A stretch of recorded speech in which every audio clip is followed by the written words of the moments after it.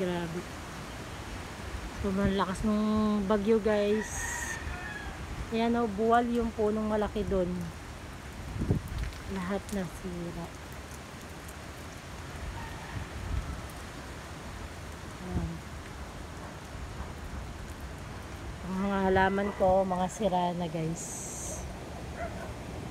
Ayan. Sobrang lakas ng ulan. Okay lang din, kaya buti mga halaman na lang guys ang nasira, hindi yung mga alaga naming rabbit guys. Buti lang naman namatay.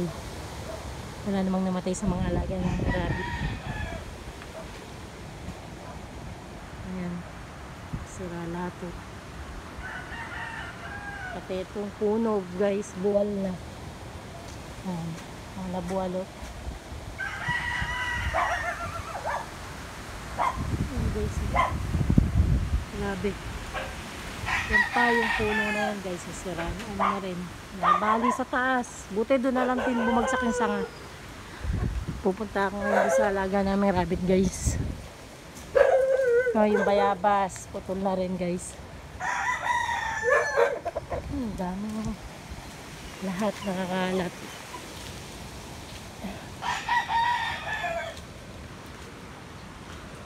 Puti yung mga tabing ng mga alaga namin, hindi na masyadong matanggal. Ayan yung mga mangga. Bunot lahat guys yung mangga. Ayan o. Pati mga saging. Sobrang lakas pa rin ang hangin. Pero buti nga umaga na ngayon. Pupuntahan na namin yung mga alaga namin hayop. Okay naman sila.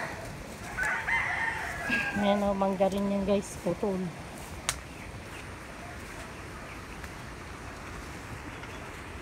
So ito naman yung mga manok naman. Buti hindi naman masyado silang naapektuhan guys. Yung mga puno lang na buwan. Yung mga halaman. Sobrang lakas pa rin ang hangin.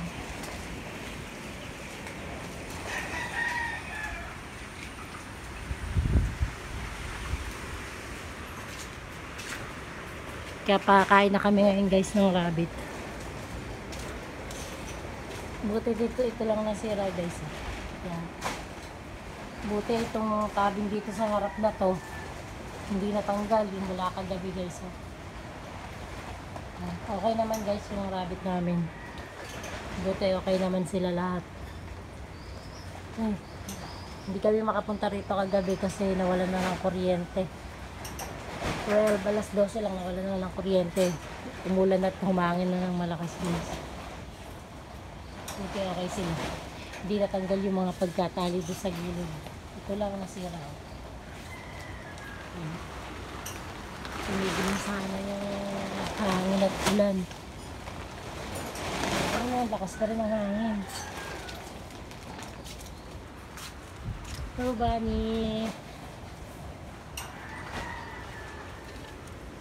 Yan o, bali na rin yung bayabas. Lahat wagsak yung mga puno.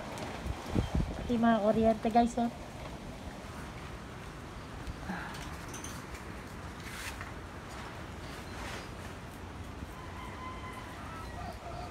Napakain na kami guys ng rabbit.